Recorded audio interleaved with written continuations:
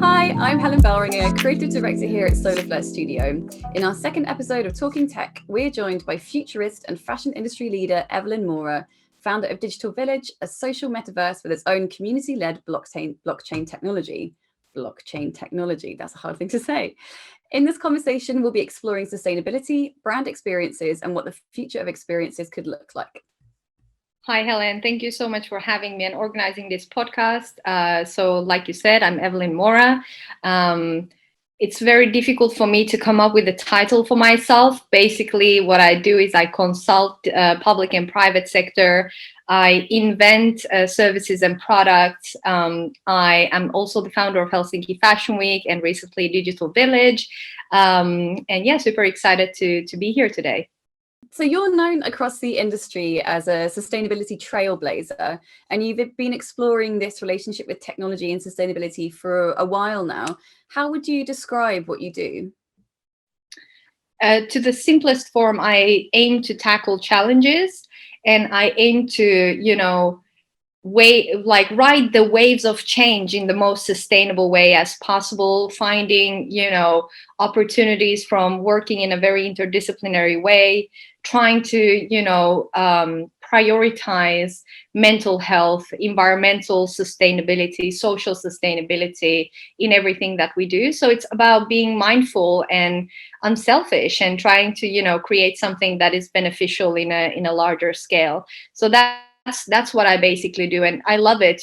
Problems from the very early time of my career. I got a lot of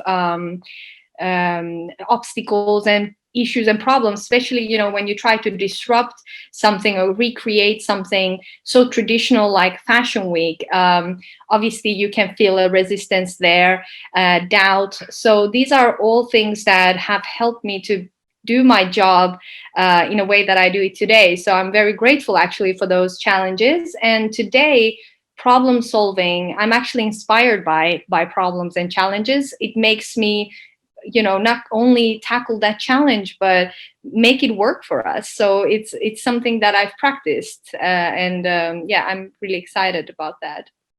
That's awesome. So what led you on this sustainability journey? You can look at it from multiple different perspectives, but in all honesty, it was literally me purchasing Helsinki Fashion Week trademark, deciding to relaunch it in my own way, and taking the decision to go fully sustainable. We literally walked into an NGO, Finnish government-led organization, and we set up a meeting with them, and they are basically experts in sustainability from multiple different areas in terms of waters, the air, the soil, agriculture, forestry, environment, urban habitat, social sustainability aspects. So we had like these people in row, in charge of different sort of areas and aspects of sustainability. And we just went there and we said, so we are the bad guys, air quote. We want to become sustainable. What do we do? So that's how it all started. And they started explaining us how they see the impact of the fashion industry to all the things that they are doing, all of their working areas, whether it's microplastics in the ocean, or it's the mining chemicals, or it's the social well-being, social justice across the supply chain when it comes to working conditions, safety, to all the way to resource efficiency, scarcity. And so that's how we started. And when you actually are honest about implementing sustainability into your core structure and business, and you take the time and put in the resources and the effort that you have to do in order to achieve those goals and the highest sustainable level as possible, you kind of get addicted to it, and you accidentally brainwash yourself to actually becoming more sustainable. Because this is really funny, because in our team, we've all like changed with time. We've become different people with different lifestyles, and we not only apply sustainability in how we do things and how we run these companies, but we actually implement it on how we work, how we come to the office, what do we eat, how do we consume energy, water. It's all interconnected, and you can just see how when we hire someone new, they come in, they have this vision of what they want to do and what we are doing, and then you start seeing their change in their behavior, and they become more passionate and frankly more aggressive on doing the right thing. And because it's the only way to do things, do it correctly. So yeah, that's how we started. Oh, I absolutely agree with that sentiment of, the only way to do something is to do it correctly. And sustainability is such a big, important global issue. It's incredible that you're trailblazing this effort through Helsinki Fashion Week. So how do you see the relationship between sustainability and technology? What drew you to the more kinds of immersive technologies that we saw implemented in this, well, I guess 2020's Helsinki Fashion Week? Yeah, so I actually, realized that I've worked with technology and implemented different tech tools and solutions since the beginning, since my first event. We worked with hologram technology, AR technology. We powered the Eco Village in 2018 with AI cameras. Like we've worked in a very sort of tech-oriented way always. We've sort of, when you look to tackle a challenge, you bump into these tech tools that can help you solve the problem.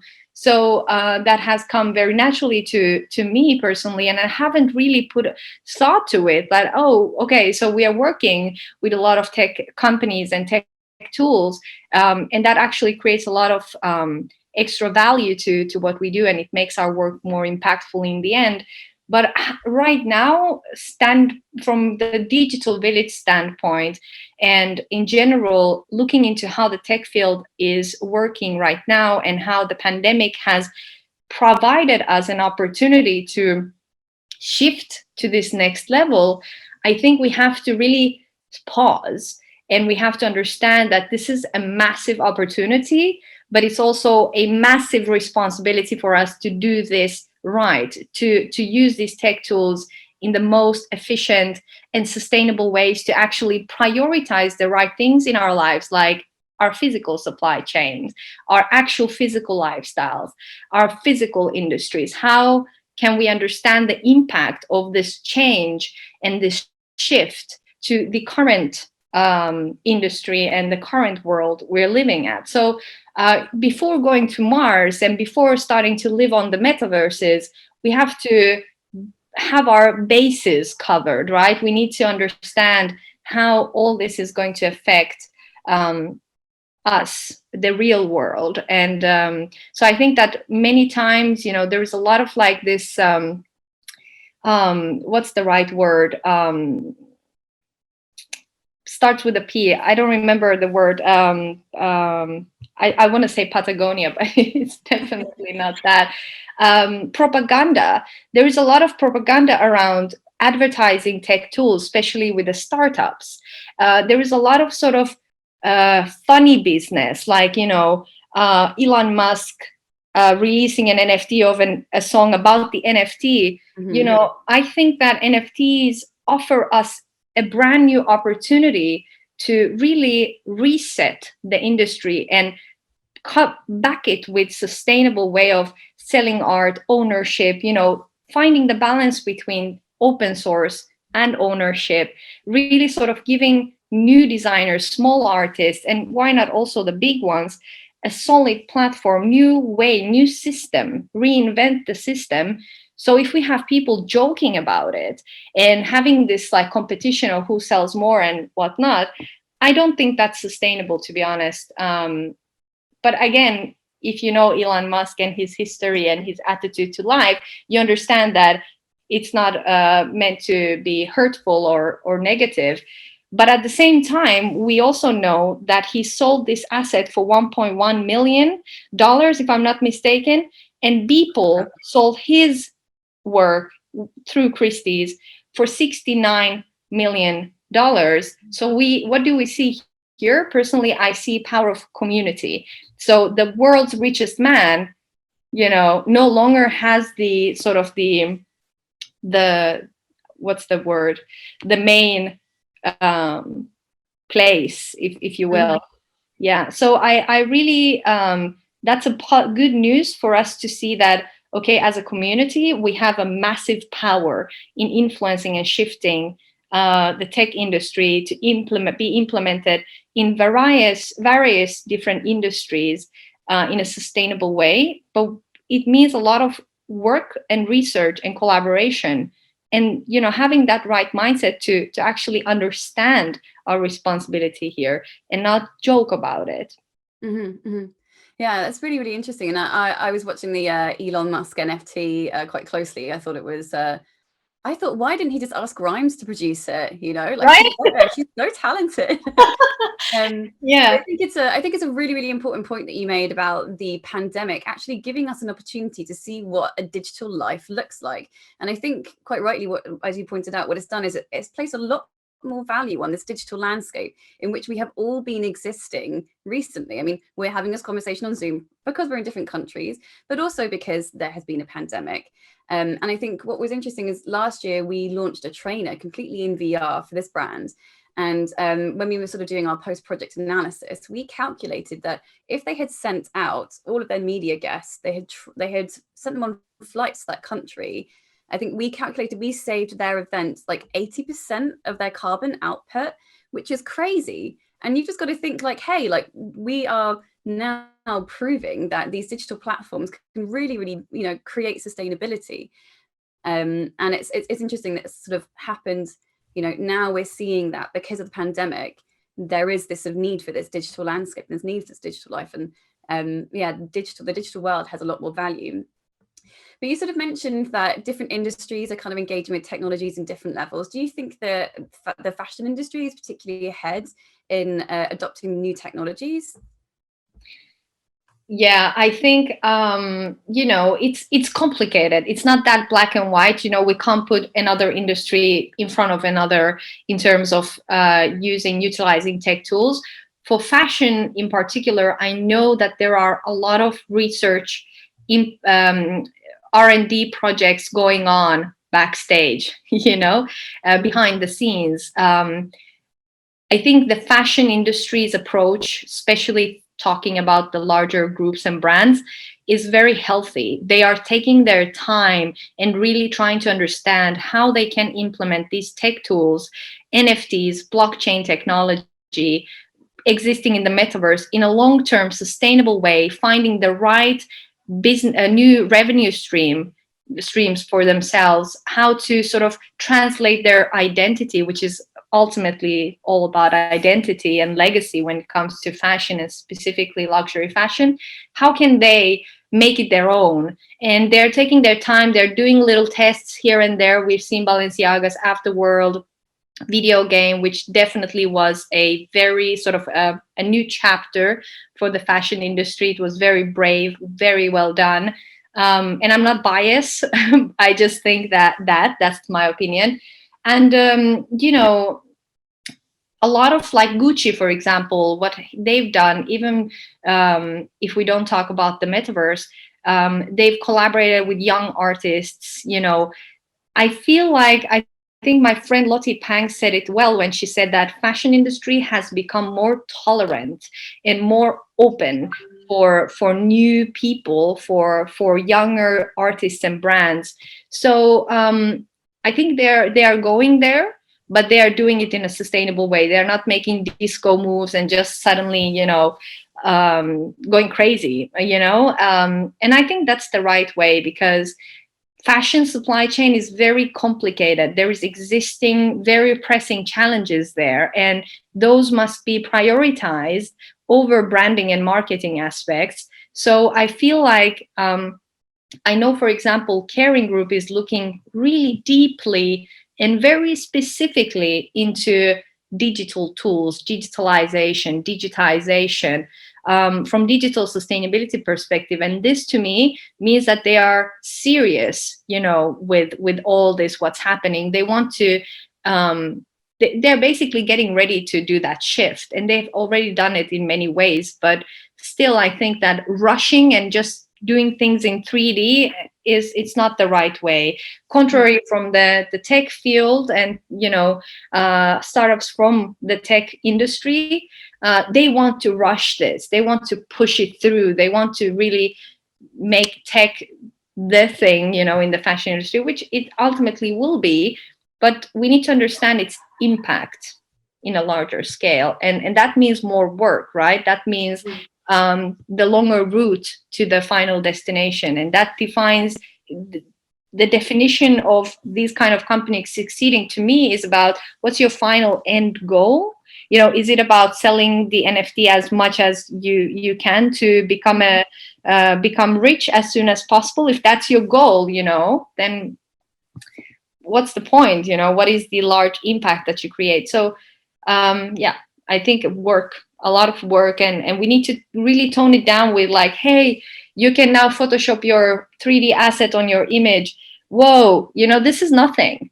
This is actually not sustainable either. I mean, we did it last summer, and we were like, okay, it's not working. Let's turn to AR. How can we automate this process as well? How can we make it accessible and democratize it? And then there is, all about pricing and digital supply chains and all these undefined things that don't have proper use cases or research behind them. So we are rushing it.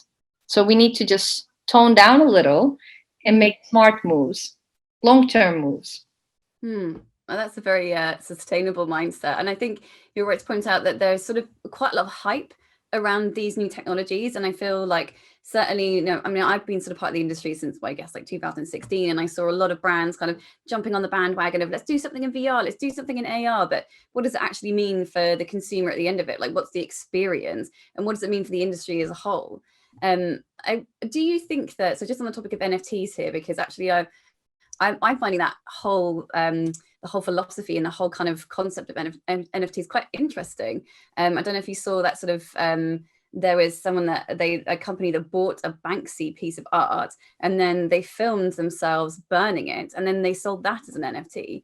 Do you think that like high-end designers, haute couture designers, will eventually create lines, whole digital lines for people's avatars to wear and sell them as NFTs? What do you think the price points would be like? Great questions. Do I think that some big luxury or haute couture collections will be released as NFTs? Yeah, potentially. Yeah, I mean, definitely it's a possibility, and it could be an exciting way to do it. But again, which brand does it? To whose brand identity that fits? What is its effect and connection to the physical world? What's the long-term goal again? So it's definitely something that can happen and probably will happen as well. But I think that this kind of activities like selling tweets as NFTs, or these kind of activities that you just mentioned, again, it's very it's shaking the industry, which I love. Obviously, that I love shaking things, but on the other hand, we need to again be responsible on what we put out there. And maybe we should even think about NFTs being a very powerful tool when it comes to entertainment. But if you want to think about direct to avatar concept, or producing full collections for avatars only, for metaverse purpose only, I think that can also happen and will happen for sure. But how? And when you think about what is the strategy and the big picture around it, and in terms of being able to, the price point you mentioned, I think that we really need to take into consideration one thing that's really important to me, is that they are real people who are creating these 3D works. You know, there are real people who has to get a real salary, a real pay. I really am so against this idea that digital is automatically like faster, cheaper. You know, I don't like that idea. I think digital is a medium, it's a tool, but it doesn't mean that it's cheaper necessarily, or it should be priced down.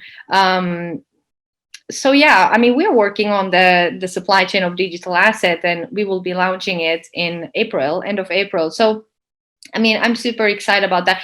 I mean, we have come up with a process on how to define the value of the asset, right? So because I think that essentially we need to take a lot of things into consideration when pricing NFTs. And currently there are people, or digital assets in general. And currently there are people who are just randomly, you know, based on their cat's birthdays, or, you know, the amount of, I don't know, cherries they have on their cake. I don't know. They're pricing things randomly based on their horoscope and things like that. And I don't think that's healthy. I think that when you do things like that, it just like makes the whole opportunity of using NFTs and creating something tangible and beneficial for the industry shaky, you know? So I guess what I wanted to ask you was, speaking about value. So obviously in the fashion industry, everybody knows that replication is something that happens. So you'll see a dress go down the runway, and then a week later, you'll see it in a high street store. Obviously in the digital space, it's a lot easier to replicate assets. I can create, I mean, we're working on a project at the moment where we've been sent a new product and we have scanned it and we have modeled it and we have created a digital version of that. It's easily replicable. So how do you feel that impacts the value of these digital assets?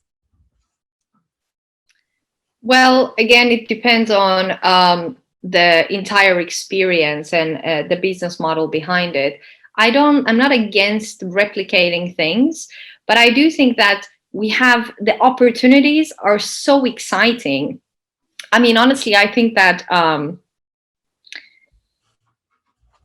MetaVerse offers such tools and opportunities that I see us creating trends on the metaverse, right? Like, for example, think about us recycling assets and using that recycled assets, turning that into a specific kind of material, and then from that material building buildings, for example, right? And then that, I think that from branding perspective, from design perspective, it's very powerful. You know, if you create a strong identity as, like, say, cloud building, like something's made from clouds, just for an example, for, say, for Chanel, you know, that can become so strong that they would want to, I mean, if you think about it, they could replicate what they have in the digital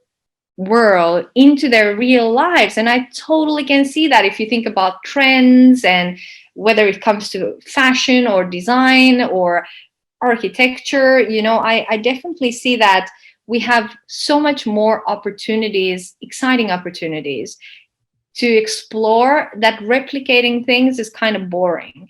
If something depends if it's implemented into the business model or the supply chain in a way that it creates more value or makes the supply chain or the design process in general more sustainable. There are those elements, of course. But me personally, I'm just so fascinated about what change can be generated as a community on the metaverse. This is like, so it blows my mind to think about the possibilities there. So yeah. Yeah, the metaverse is such an exciting concept, and I sort of can't wait for the digital future. I think it's interesting working in the industry that we work in. Well, obviously you're sort of bridging the gap between fashion and emerging technology. But I think it's really interesting to kind of see what's on the horizon. Do you think that there is maybe a perception problem with emerging tech in fashion? No, I think that there is a perception problem in tech about fashion. it's the other way around, because I think that, you know, fashion industry is very creative. If you look at Louis Vuitton, they collaborated with people back in 2019 or 17, I don't remember, but still, they did that. You know, they are aware of what's happening in the tech field. They're invested, collaborating with a lot of young startups. They are really looking into it, so they are not unaware. And if they want something from that industry, it's actually pretty simple for them to go and grab it. But from the other way around, for the tech companies to understand fashion and propose something to them, initiated from the tech field, is more tricky. And I feel like still there's a lot of communication issues in terms of understanding what is fashion culture, you know, the culture of fashion, that atmosphere that really, you know, what the industry is all about. You know, I think that there's still a lot of communication issues around that. So I think that from the tech perspective, when they come up with an idea or a solution, they think that, whoa, this can really sort of like revolutionize everything and create this and create that. And, you know, we can only wear uniforms in the future and just wear AR digital assets. This is a bit premature, you know, for the fashion industry. You're talking to people who are working with principles of haute couture. You know, they look into fabric, they do things in a totally different level, so they will not abandon that. There is no way that they will abandon that. But what can make their supply chains more sustainable, what can bring extra value and experience and help with the branding and communication, or reaching new audiences, or finding new revenue streams for these companies, that is interesting.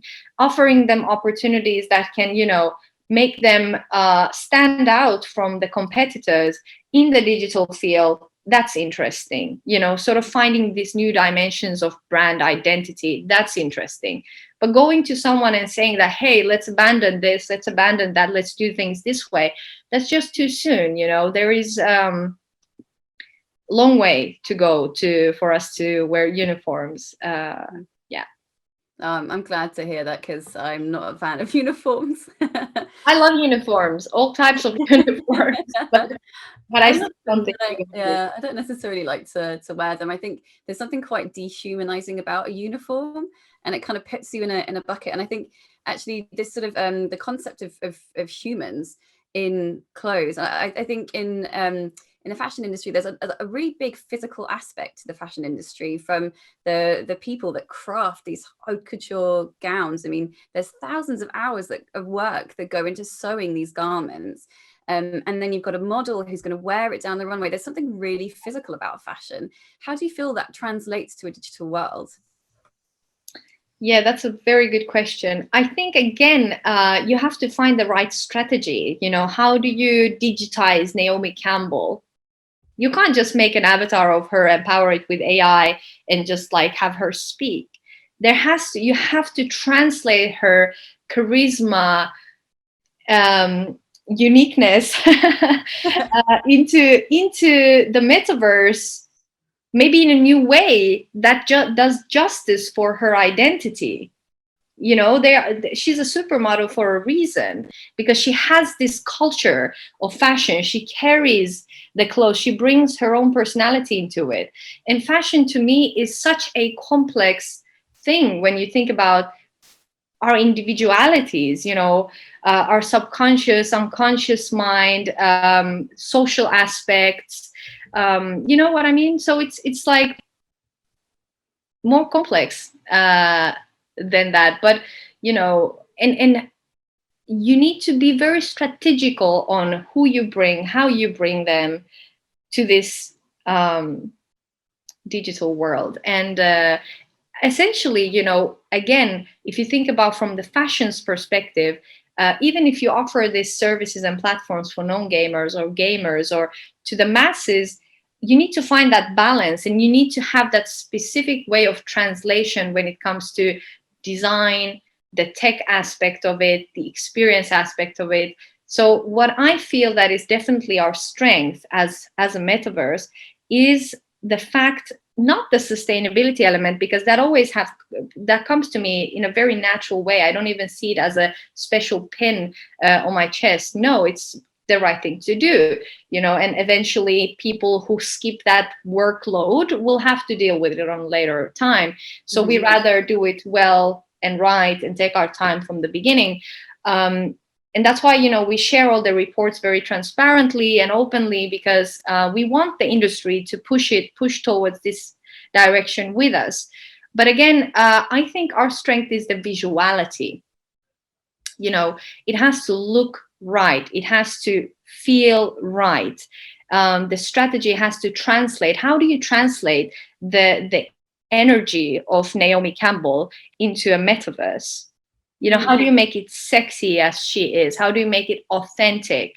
You don't have to copy paste her exactly how she is necessarily. You can find new dimensions of Naomi Campbell. Maybe you can create her, I don't know, like a Naomi Campbell monster, that is just super, super glamorous, like a Naomi Campbell dragon. Could be super appealing to the fashion industry, could look super interesting. You know what I mean?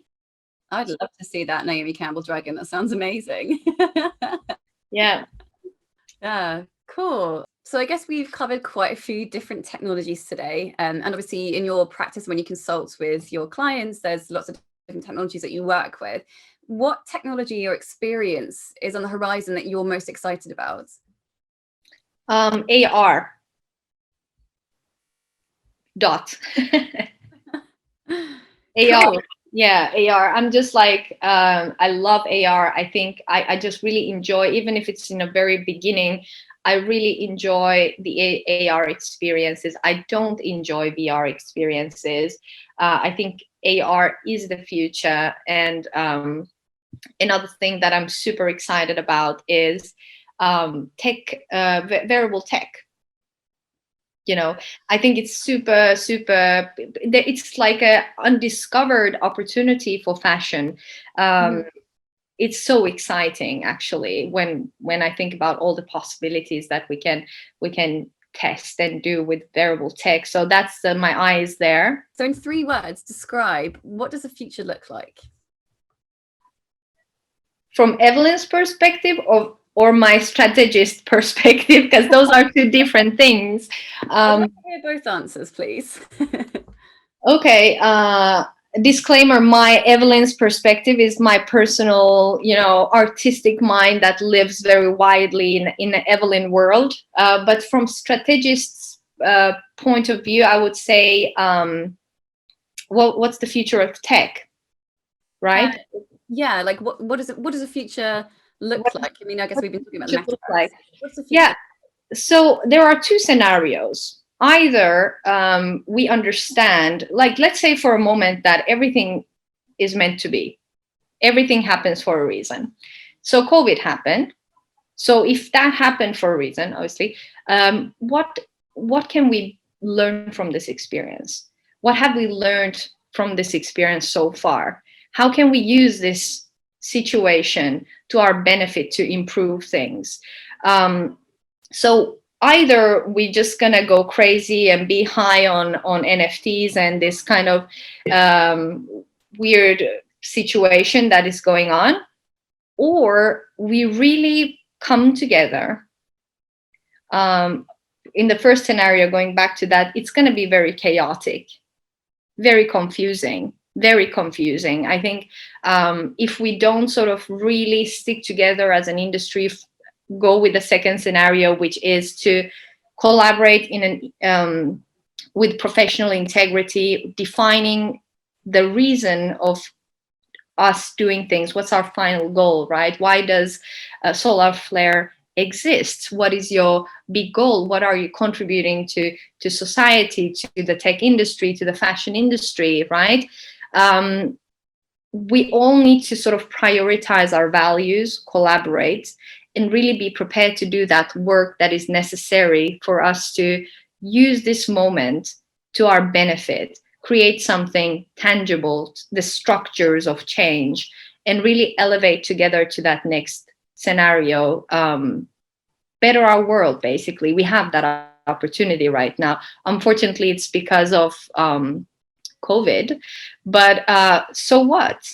You know, it's an opportunity for us to learn and implement and do things in a correct way, rather than just, you know, trying to find a fast way of making it, whatever that means, right? I've been thinking about this for a long time. What is making it mean for a human being to be happy, to be comfortable, to be healthy, you know? And so if you are all those things, how are you going to reach that point? You know, do you envision yourself releasing an NFT and just bam, reaching that point? Because I don't believe in easy ways. I just don't. So are we prepared to do that work that is necessary to do for us to live and really benefit and take this opportunity that is given to us? Or are we just going to hassle around and just create a big chaos? And, you know, so these are the two things, and that a future can look like. And obviously, I've been very sort of quiet after launching Digital Village. You know, it was a big project. We collaborated with you as well. We did put a lot of input there. We created a lot of impact there. But next, it's time to talk about ethics, you know, ethical use of data. How do we collaborate? What is the structure of digitizing the fashion industry? What does the supply chain look like, taking into consideration every single step of the supply chain? And I work with public and private sector, so I'm pretty much involved in the all steps of the supply chain.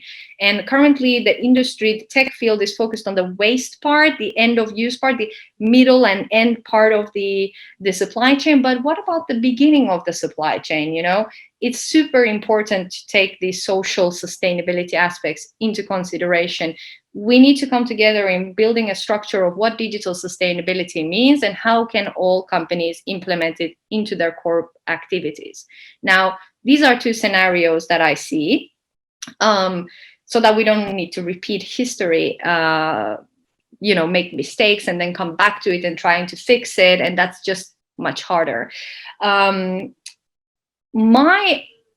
vision, my Evelyn Land vision, is that we will expand, we will go with the second scenario.